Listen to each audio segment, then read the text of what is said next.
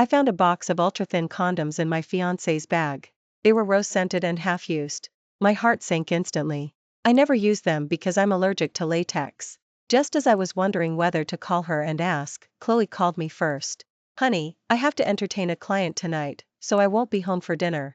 I might be busy until midnight, so go to bed early and don't wait up for me. Love you. Suppressing my emotions, I asked, where are you meeting the client? She hesitated for a few seconds before naming a prestigious downtown hotel. I grabbed the car keys and, without a moment's hesitation, drove straight to that hotel. Entering the upscale restaurant on the second floor, I quickly spotted Chloe by the floor-to-ceiling window. Across from her sat a man in a well-tailored suit, exuding an air of composure. I immediately recognized him as her boss, Julian, not a client at all. Candlelight flickered, casting a suggestive glow on their faces. The table was set with exquisite dishes and red wine. Without a change in my expression, I found a dimly lit corner and sat down. When the waiter came over, I casually ordered a drink, my gaze fixed intently on the two of them. They were deep in conversation, and Chloe wore a shy smile I had never seen before. Julian said something, and she covered her mouth, chuckling softly. Her eyes, as they met his, conveyed undisguised affection. Later, they even raised their glasses, intertwined their arms for a toast, right there in public. Even when people around them looked, they paid no attention. Julian whispered something, and Chloe's cheeks flushed beet red as she playfully smacked him. From their lip movements, I could guess it was explicit flirting. Then came an even more blatant sight. Julian's hand, with unnerving naturalness, moved under the table, resting on Chloe's thigh, adorned with sheer stockings, and began to gently caress it. Chloe's body stiffened slightly, but she didn't push him away, only cast a reproachful glance his way. Julian leaned closer, his voice low, but from the movement of his lips and a few faint syllables that drifted my way, I caught the meaning. Baby, tonight, don't go home. Chloe hesitated. No, if I stay out overnight, he'll suspect something. He? Julian sneered, his face filled with disdain. You mean Ethan? Huh, that by-the-book software engineer? What can he give you? A stable, struggling life? He paused, his voice dripping with even more contempt. With that meager salary, he can't even make you happy, can he? Don't you find it boring being with him? A man who doesn't even understand romance, does he deserve to be called a man? Chloe didn't refute him, she just kept her head down, fiddling with the stem of her wine glass. Sitting in the corner, I felt all the blood rush to my head. I wanted to rush over, smash a glass in Julian's disgusting face, then grab Chloe and demand to know why. But I held back. Impulsiveness wouldn't solve anything, it would only make me look more ridiculous and humiliated. I would make them regret it. In my own way, I would make them pay for everything they had done today. They sat for a while longer, Julian's hand still far from well-behaved. Finally, he signaled for the check, paid, then stood up and, with utmost naturalness, put his arm around Chloe's waist. Chloe gave a token protest, and then they walked out of the restaurant, clinging to each other, heading for the elevators to the hotel guest rooms. After watching their backs disappear, I waited another 5 minutes before picking up my phone. How's the client meeting going? I happen to be doing something near the hotel. When will you be done? I can pick you up. Message sent. I placed my phone on the table, screen facing up, and waited. I imagined the frantic scene that would unfold in one of the rooms upstairs when that message suddenly lit up her screen. Half a minute later, Chloe finally called. Honey, why are you here? Just finished meeting, I said calmly, my gaze sweeping over the empty restaurant. How about you? Are you done? I'm downstairs, I can come up and get you anytime. Come up? Her voice sharply rose, then quickly dropped, panic almost overflowing from the receiver. No need. The client isn't quite finished yet, it might be a while longer. How much longer? I pressed, my tone still even. Maybe an hour or two? I can't really say, she stammered incoherently. Why don't you go back first? I'll just take a cab home when I'm done. It's fine, I'm not in a hurry. I leaned back against the booth.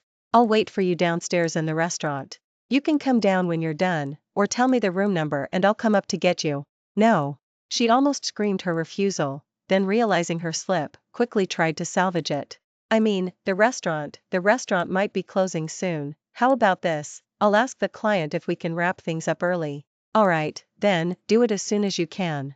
I'll wait for your message. Less than 5 minutes later, Chloe came down. I looked up, the dress she wore, usually so smooth, had some barely noticeable creases, and the sheer stockings on her legs had a small tear above the knee.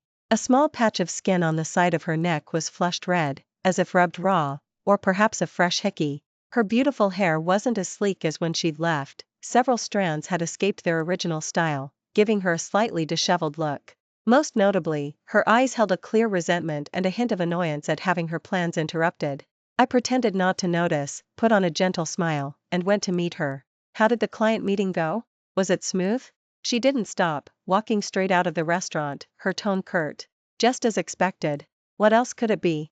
I'm exhausted. Let's go home. I nodded, asked no more questions, and followed her to the parking lot. All the way home, she kept her head turned towards the window, her lips pressed tightly together, not speaking a word. The atmosphere in the car was stifling.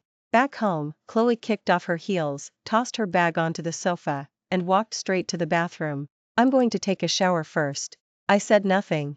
When she came out of the shower, drying her hair while wearing her pajamas and walking into the bedroom, I probed in as casual a tone as I could manage. Honey, it's been a while since we were intimate.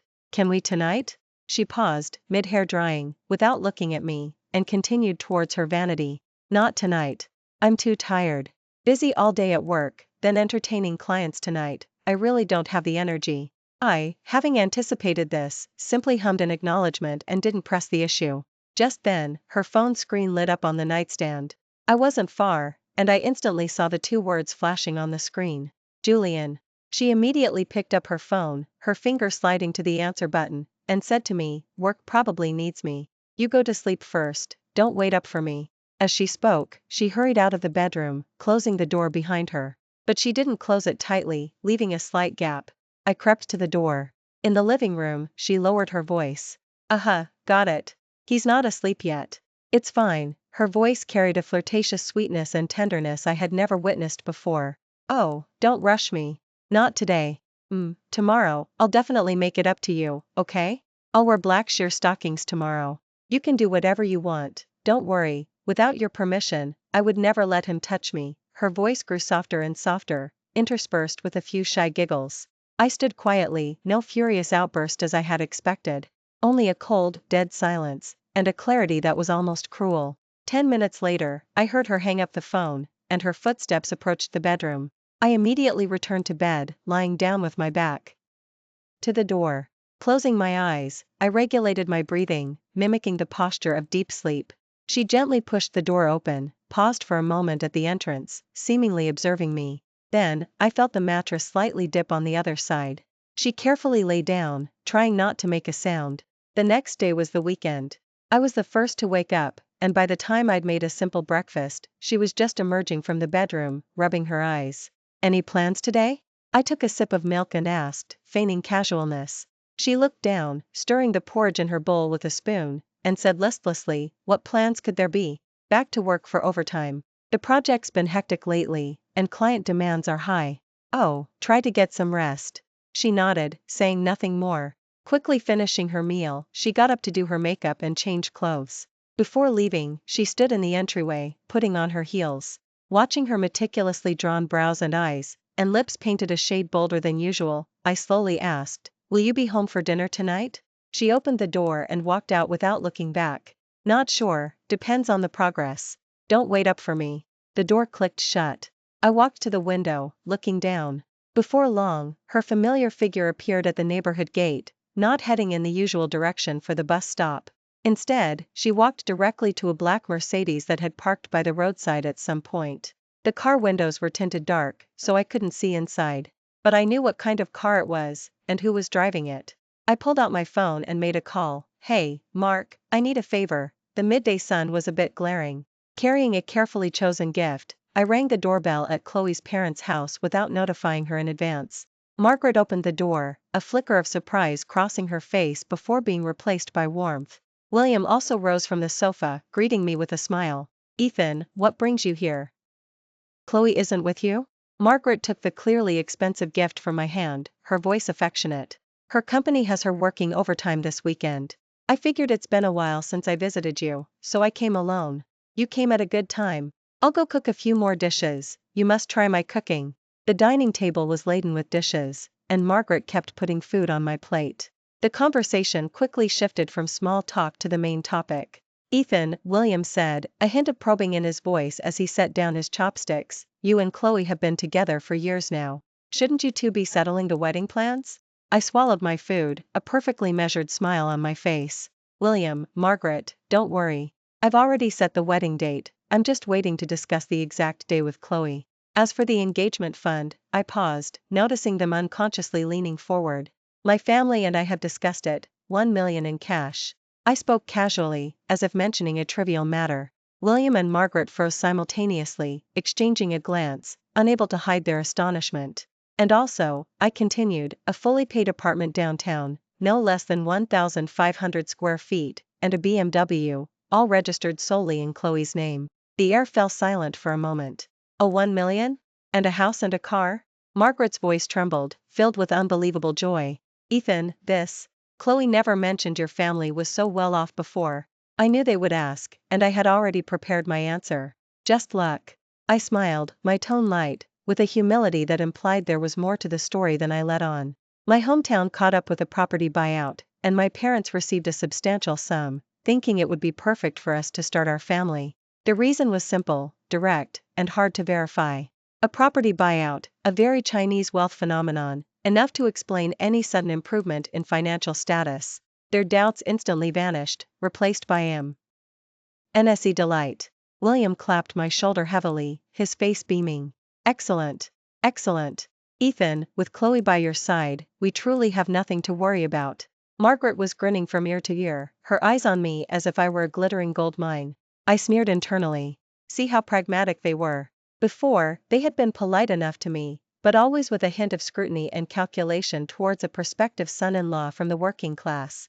Now, with 1 million, a house, and a car thrown into the mix, their attitude was immediately chalk and cheese. William, Margaret, I continued to sweeten the deal, acting the part of the most devoted son-in-law. Once and I are married and settled, I'll arrange a trip for the two of you to Europe. I'll cover all expenses, you can sightsee and buy whatever you like. Europe? Margaret exclaimed, her eyes shining even brighter. Yes, France, Italy, Switzerland, you should see them all. I smiled, painting a picture of a luxurious journey they had never imagined. Oh my! This is too much trouble. William demurred, but his face was creased with smiles. It's only right, I said sincerely. To marry Chloe is my good fortune, and ensuring her family lives well is my responsibility. I spoke with such heartfelt sincerity that even I almost believed myself. Margaret, moved, gripped my hand. It's Chloe's blessing from a past life to marry you. Ethan, you're truly wonderful. I smiled back, my expression flawless. Chloe returned sometime after 1 a.m. She carried the scent of smoke and alcohol, along with a hint of men's cologne. She kicked off her heels, her steps a little unsteady, and stopped when she saw me sitting on the sofa. Not asleep yet? Waiting for you. I put down the book I hadn't really been reading, my voice calm. I want to talk about the wedding. She looked surprised. Why are you suddenly bringing that up? Not really sudden, is it? We've been together for years. I went to see your parents today and discussed it with them. She turned around, a look of astonishment on her face. You went to my house? Why didn't you tell me? Wanted to surprise you. I smiled and walked up to her, observing the subtle changes in her expression. I told William and Margaret about my plans, an engagement fund of 1 million in cash. Chloe's fingers tightened around the water glass.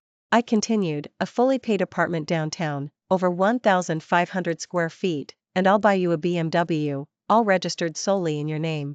The surprise on her face gradually gave way to a barely suppressed delight, her eyes flickering.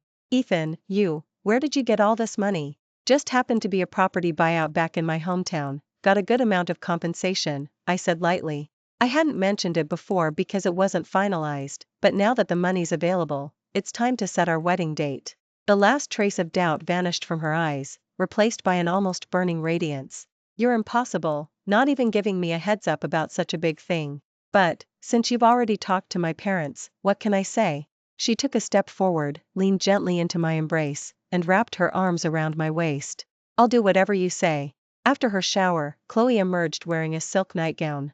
She lay beside me, her arm resting on my chest, her eyes alluring. Darling, I want to. She tilted her head back, her lips moving to meet mine. I suddenly remembered Julian's words from the phone call, without your permission, I would never let him touch me, and my stomach churned, I almost threw up right there. Just before her lips touched mine, I pushed her away. She froze. I sat up, taking a deep breath. I'm sorry, I'm really not feeling well tonight, my head is spinning. And, there's a lot to prepare for tomorrow. Let's just go to sleep. In the darkness, I could feel her gaze on me, filled with surprise and a hint of rejected anger. But in the end, she said nothing, quietly too. Renette over, and lay with her back to me. Before long, steady breathing came from beside me, whether real or feigned, I couldn't tell. But I had no intention of sleeping. I kept my eyes open until the sky began to lighten. On the morning of the engagement party, while Chloe was getting her hair done, I quietly picked up her phone. The password was still the one we'd set when we first got together, unchanged. The most recent messages were from Julian, sent in the early hours of the morning. The thought of you marrying him really pisses me off. Where's the dressing room? I'll come find you before the ceremony. Wearing that gown. I want you right there. Consider it an engagement gift for Ethan. I sneered, silently placing the phone back where it had been. Screen face down, as if untouched. Then, I took out my own phone and sent a message. Before the ceremony, the dressing room.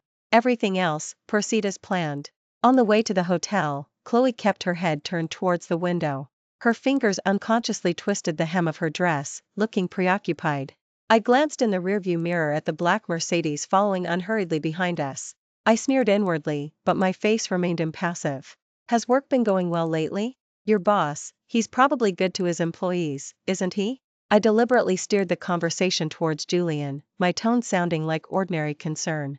Chloe's body stiffened almost imperceptibly, her eyes darting, unwilling to meet my gaze. It's all right, pretty much the same. Bosses are all pretty much alike. She spoke evasively, trying to gloss over it.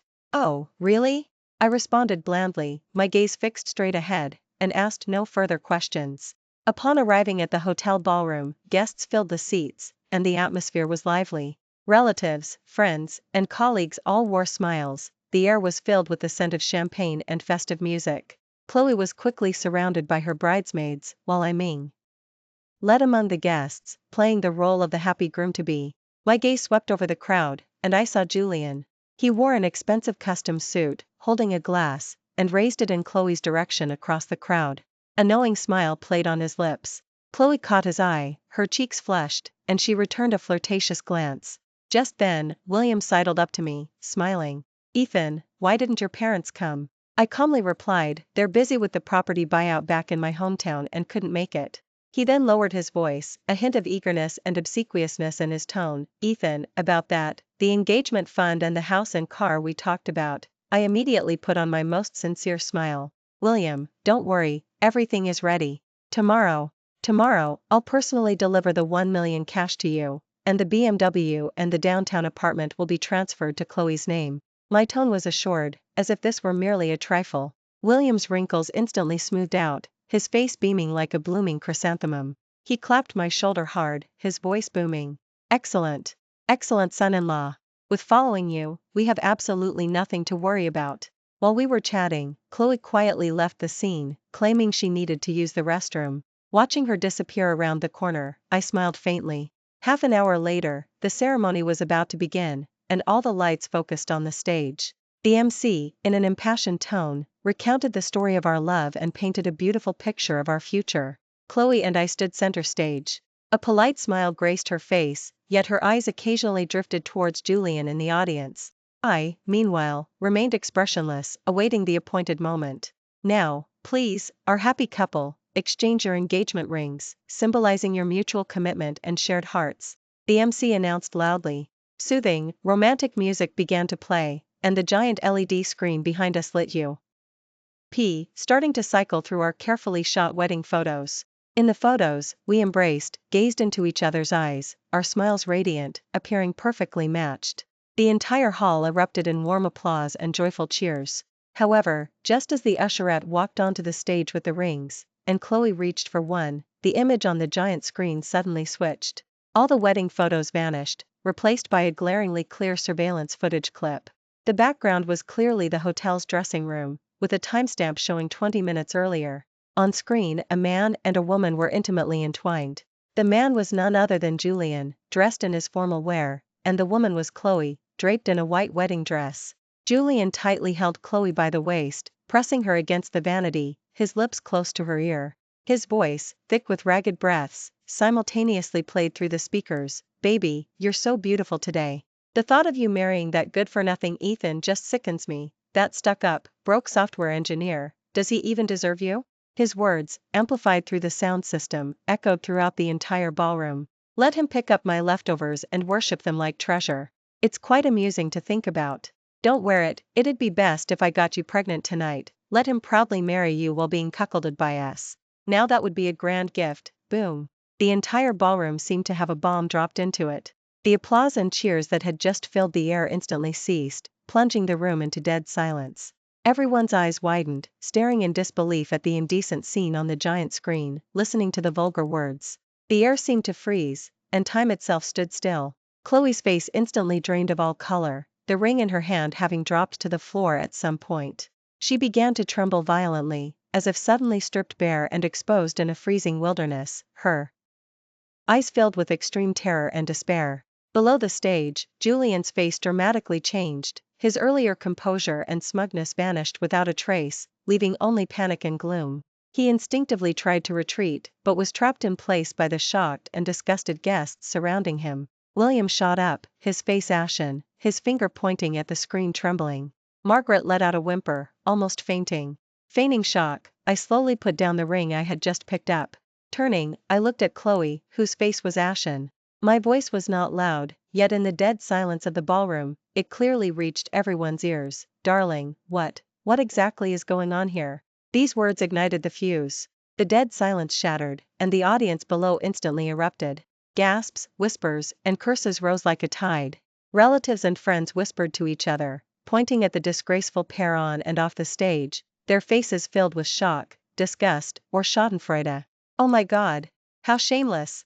On their engagement day, in the dressing room, that daughter of the Chloe family, TSK, usually so demure, you'd never guess. That man is her boss? What an animal! Ethan is so pathetic, to be cuckolded like this, Chloe hastily tried to explain to me, her voice tearful, yet her eyes darted nervously. Ethan, believe me, I absolutely did not cuckold you.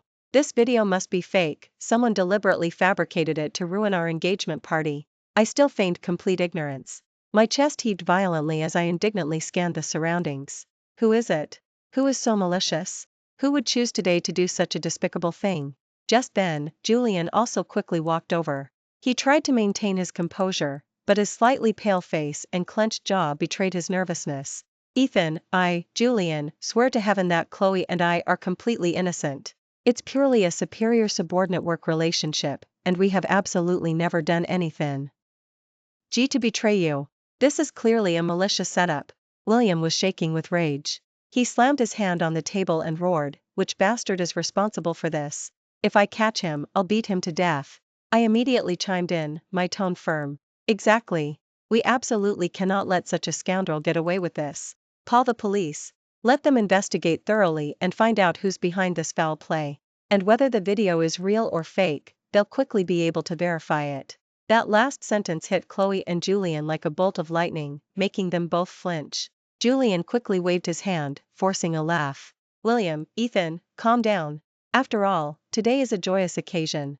Having the police come would make things too unsightly. In my opinion, let's finish the engagement ceremony first, and then we can investigate this matter later. Chloe also quickly chimed in. That's right, Ethan, it would look so bad if the police came. All our relatives and friends are watching. Can't we just sort this out later?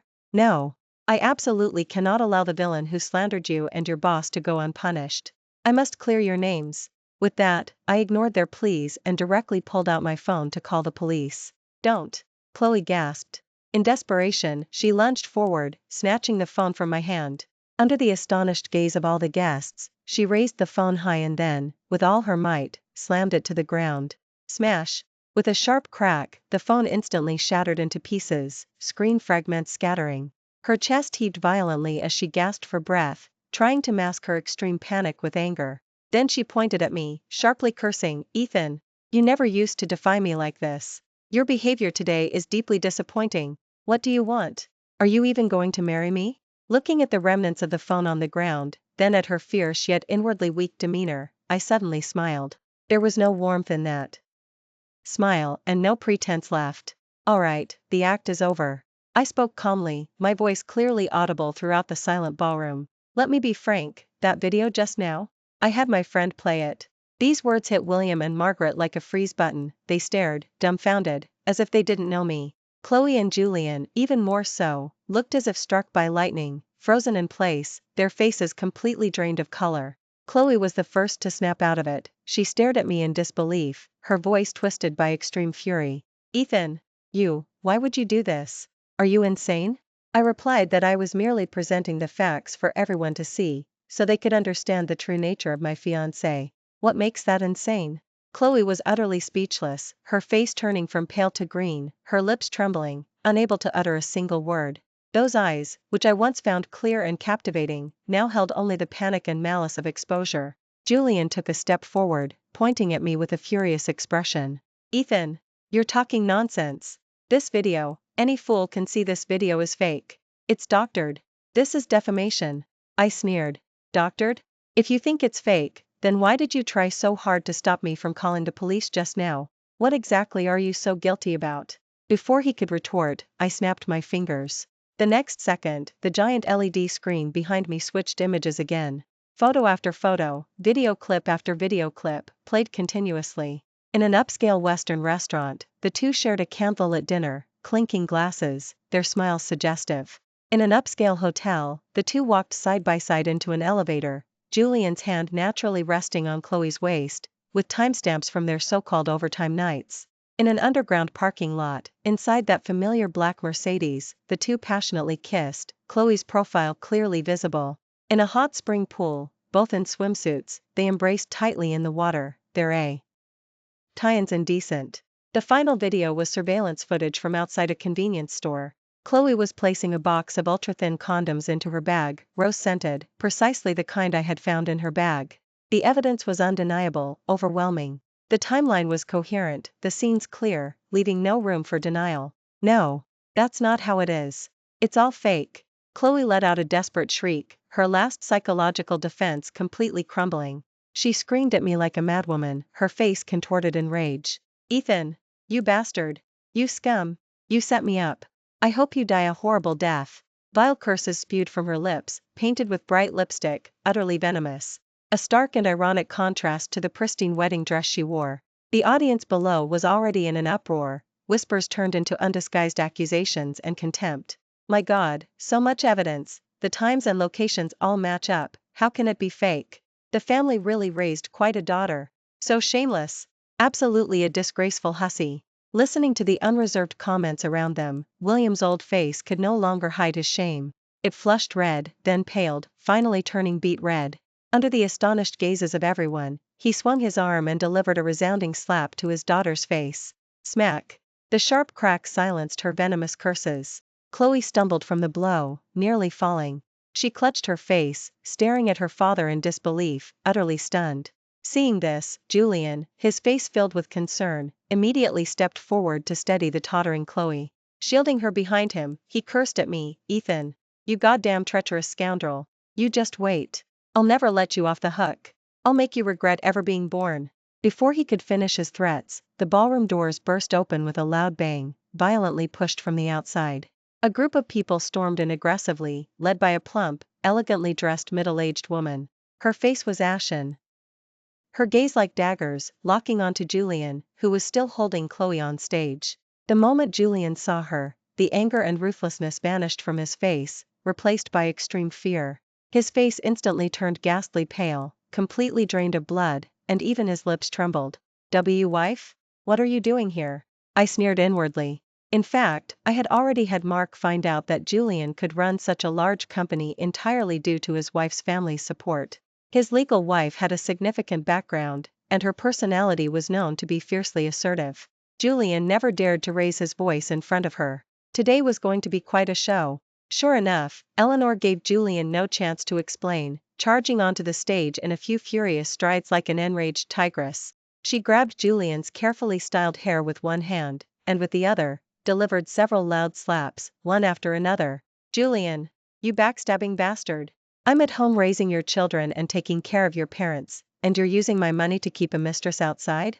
And you brought her to an engagement party? You're going to keep her? I'll show you keeping her. She slapped and cursed him, her blows landing heavily. Julian was utterly defenseless against the assault, only able to curl up and wail repeatedly, "Wife, I'm sorry. Stop hitting me. Let me explain." Eleanor, tired of hitting Julian, immediately turned her gaze to Chloe, who was petrified nearby. "And you slut. How dare you seduce my husband? Just because you're wearing a wedding dress, you think you're some kind of fairy goddess? I'll tear that seductive face of yours to shreds," she roared, lunging at Chloe, reaching out to grab Chloe's hair and face. Chloe shrieked and dodged, her expensive wedding dress torn and disheveled, a large clump of her hair ripped out, and several fresh scratches instantly appearing on her face. Her earlier arrogance had vanished completely, replaced by desperate sobs. William watched his daughter being beaten and, heartbroken, threw caution to the wind. He rushed forward, trying to intervene. "Enough! Don't hit my daughter." But the people Eleanor had brought were not to be trifled with. As stepped forward, two burly men immediately blocked his way, and with their shoves, the conflict escalated instantly. "Get lost. I'll fight you to the death." William furiously swung his fist. "Old man! How dare you touch our young?" The burly man retaliated without hesitation. In an instant, the stage and the entire hall erupted into chaos. People tried to break up fights, others watched the spectacle, some seized the chance to slip away, while shouts and cries filled the air. The once festive and luxurious engagement banquet hall had completely transformed. I stood at the edge of the chaos, coldly observing the drama I had orchestrated. I watched Julian being kicked to the ground, Eleanor tugging his ear. I watched Chloe, disheveled, cowering behind her father, yet still unable to escape Eleanor's verbal onslaught from a distance. I watched Chloe's relatives shoving and fighting with Eleanor's group. There was no sense of triumph, no sorrow in my heart, only a cold calm. I pulled out my cigarette pack from my pocket, took one out, and lowered my head to light it. I took a deep drag, exhaling a thin stream of smoke. Then, I turned and left. Julian was beaten half to death by his wife and her people. He suffered 2 broken ribs and a collapsed nose, and was dragged into the hospital like a dead dog.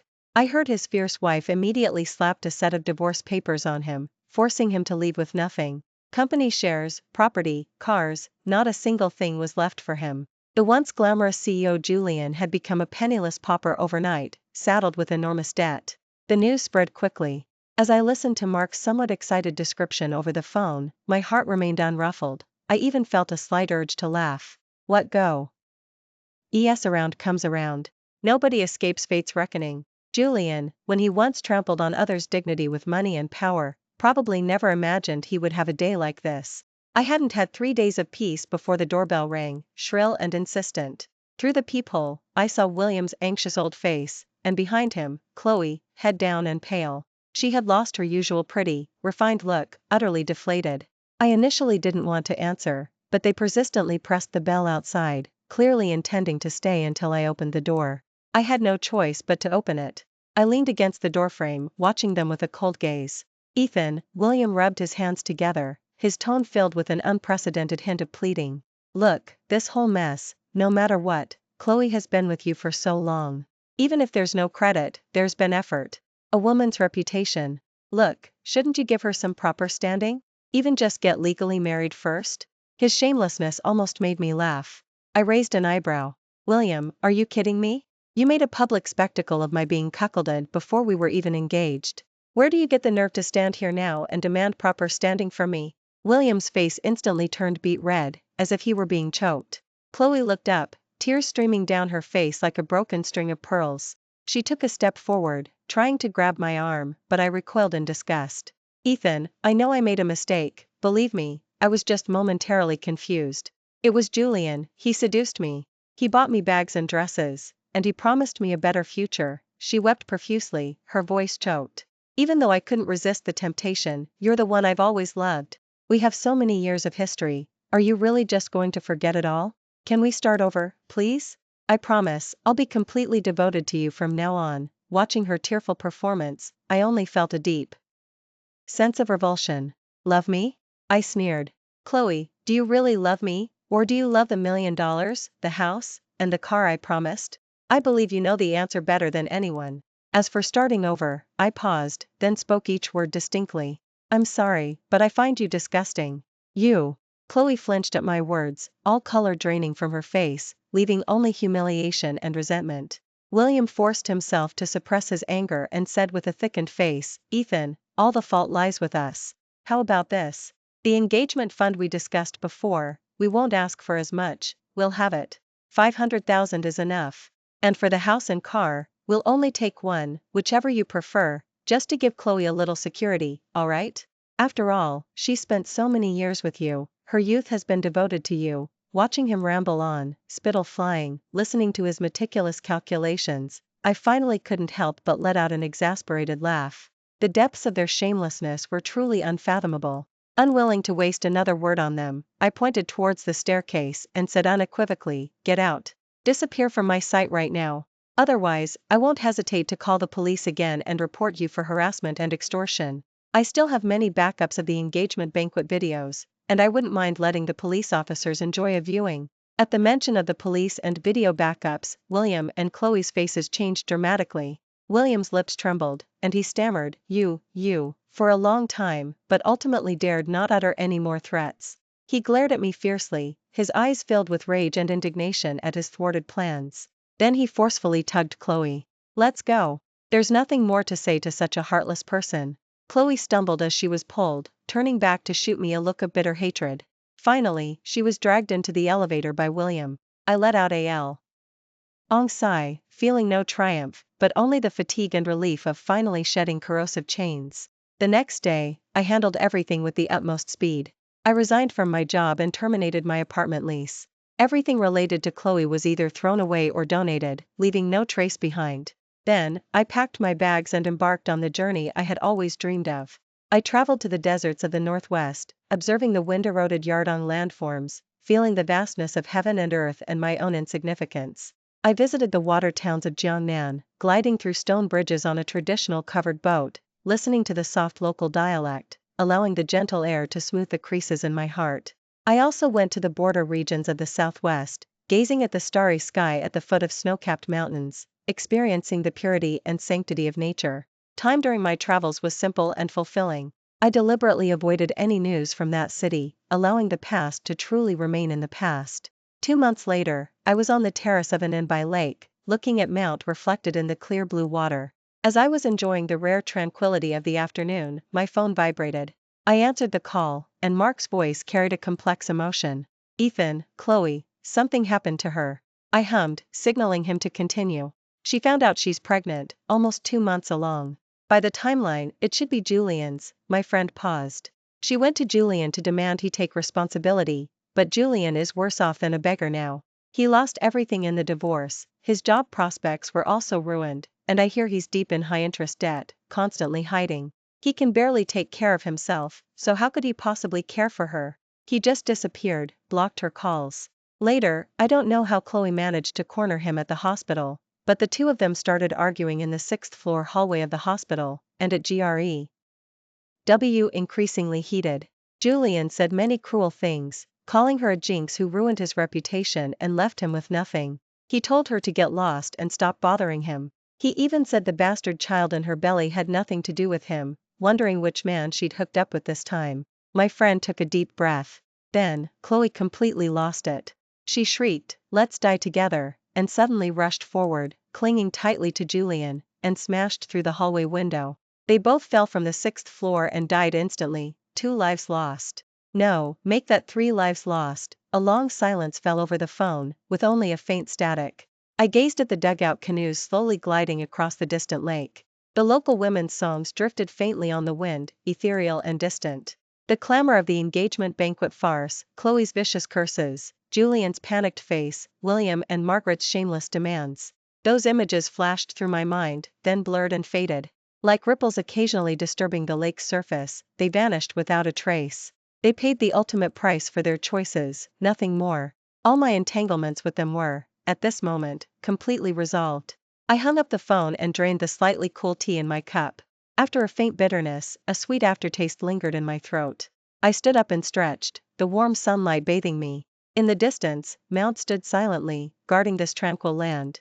And my journey still continued. Thank you for tuning in to today's story. If you enjoyed this video, please like it and share it with your friends. We look forward to hearing your thoughts in the comments section. Feel free to share your perspectives, and don't forget to subscribe to our channel for more captivating stories. See you next time.